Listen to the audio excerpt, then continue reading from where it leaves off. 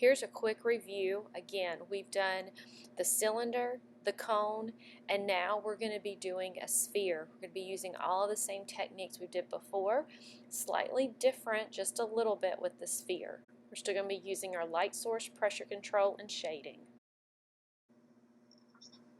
Alright, you're going to be using the same tools that we did before, whatever pencil, erasers, lid for a template, and we're going to just first start off by tracing all the way around to make our start for our sphere. Now we're going to turn this circle into a sphere. We need to make our table line and our light source just like we did before, so we can indicate where light is going to be hitting our object.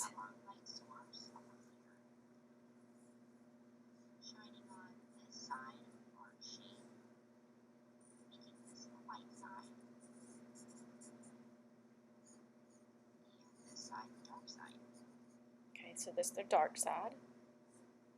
So now what we want to do is I want you to make a, follow along with me, whichever pencil, but we're going to do this very lightly. I want you to make a curved shape, kind of like me. Hopefully you can see this, but it's very, very light. It's kind of like a crescent moon on one side. And then we're going to make an oval over on the far right corner. Just try to draw it very lightly because we're not going to see it, but hopefully you can see where I'm drawing mine. You can see yours. That's a little bit different than the other ones, but it's going to indicate where we're going to stop our shading. So again, on the farthest portion, I'm going to be using all the same techniques we did before, but now instead of going in a linear line, I'm going to be curving this around. So again, dark pressure all the way on the far left side, making those ovals, and I might have to turn my paper so that I can kind of keep twisting this around as I go. Now I'm going to speed through this, but notice that I'm going to keep going on darkest in that crescent moon shape, going over towards that line that I did before with lighter and lighter pressure.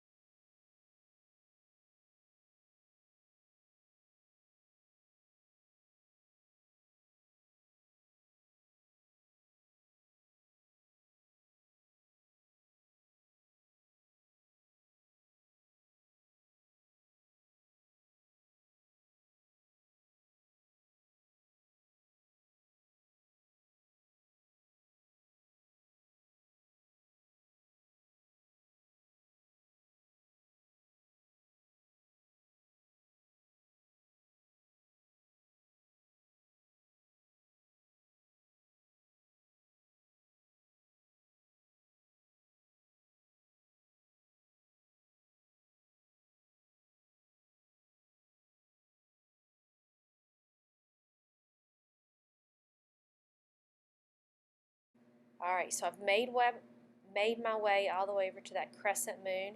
Now select whatever blending, the blending stump, or if you want to use the tissue. Just showing you, we're going to continue on with that circular motion. You're going to go the darkest, gradually working your way over to the lightest, or I'm going to take a clean section of my tissue and I am going to be doing the same thing. I'm working my way over slowly and gradually, working all of my dark area first, and then gradually moving over into my center line. Now once I get to the center, it's going to be important because I don't want to have a harsh jump from that light value over to the white. So that's when I am going to gradually build my way over to that oval that we made on the very far right.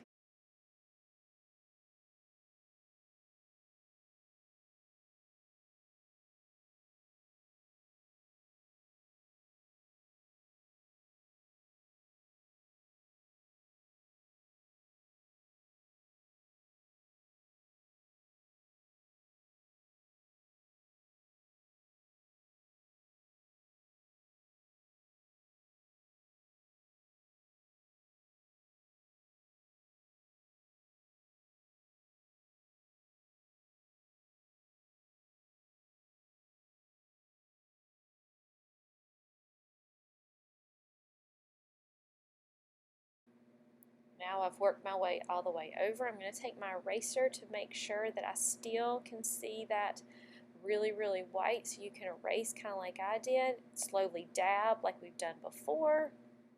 And then I'm going to clean up some of my spots before I start making those shadow lines. Now, the shadow is going to be a little bit different because it's a round object. Instead of it being straight lines, we are going to end up making ours into an oval. So if you want to clean up anything that you need to clean up, darken up any spots, notice any little white spots that's in there that doesn't make a smooth transition, you can do that with your pencil, or you can do that with your whatever blending device you were using. When you get done with making sure everything is smooth, use your pencil again, and we are going to make an oval shape going from our sphere over on the table, again following that directional angle the light source is going to be hitting, and the opposite is going to be our shadow. Once you have that line drawn, we're going to use some of the exact same techniques that we did before. The darkest area is going to be near the sphere, but because my sphere is dark on that curve just like this, I don't want to make my shadow quite as dark as I did before. So I'm using a medium pressure right now, but I'm going to gradually keep lightening that up as I move further and further away from the sphere so that I can be able to see a contrast difference between that dark sphere that I did with my shading and the tabletop surface that it's sitting on. Then you're going to blend all of that out, clean up your edges like before with the eraser and any of the lines that you drew for the light side, and then you will be done. After this, I'm going to give you directions on the final, after we've practiced all three, of how we can put this together. So you'll see this on the next video on composition and making your arrangement with all of these three objects.